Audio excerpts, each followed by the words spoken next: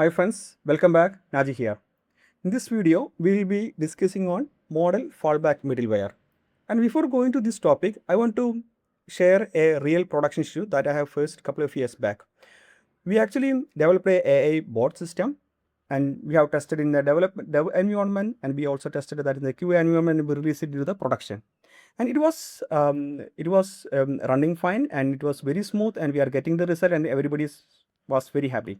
But after 2 weeks, we start getting some errors. Okay, so we don't know like why this is getting. So initially we thought that this is something related to the database or something related to the API, and we started analyzing the particular problem, and we took the logs from the production server and we start analyzing, and we found that this error is from the provider, the LLM provider that we were using at that time. Okay, then after some research, we found that okay, at a peak time, this particular provider is throwing some error because it is not able to handle that much request.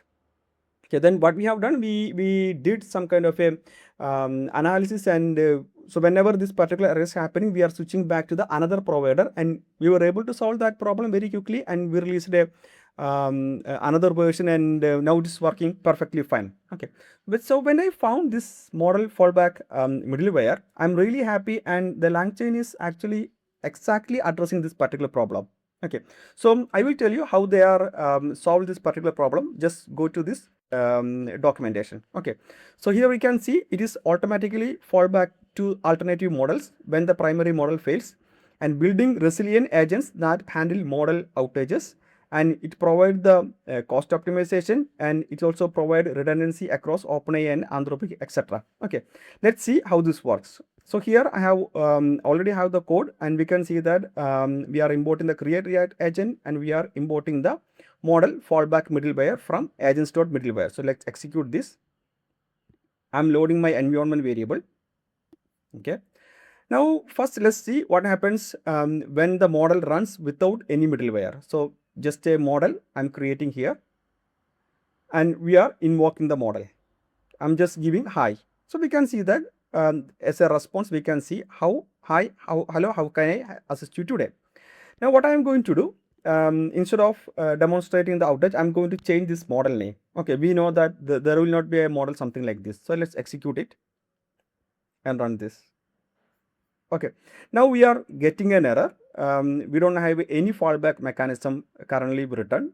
So definitely this will throw an error. Okay, now I will show you how this works with the middlewares. Okay, so if you look on this create agent, this is the same agent. Only thing is that we have added the middleware, and you guys can see here I'm adding the two middlewares. One is the GPT 4.1, and I have added another model, Cloud 3.1 Sonnet. Okay, I don't think a model something like this exists, but still I just added a model. I can add like any number of models here. Now I'm going to execute this. The execution is progress. I'm running this. Okay, here I can see hello, how can I assist you today? Okay, in some scenario, what I'm going to do, I'm going to change it to the model name. Okay, we know that there is no model something like this. So let's see what will happen. Executing. Okay, so here we can see this is still executes. Okay, we can run it again.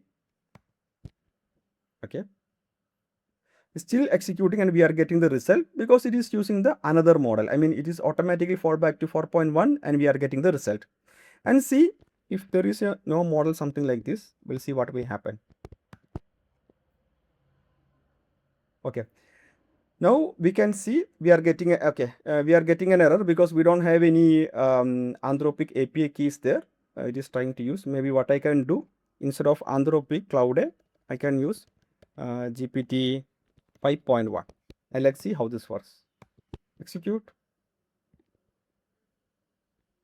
Okay, so we are also getting result because this is automatically switching to 5.1. Now this also I can make something. We'll see what will happen.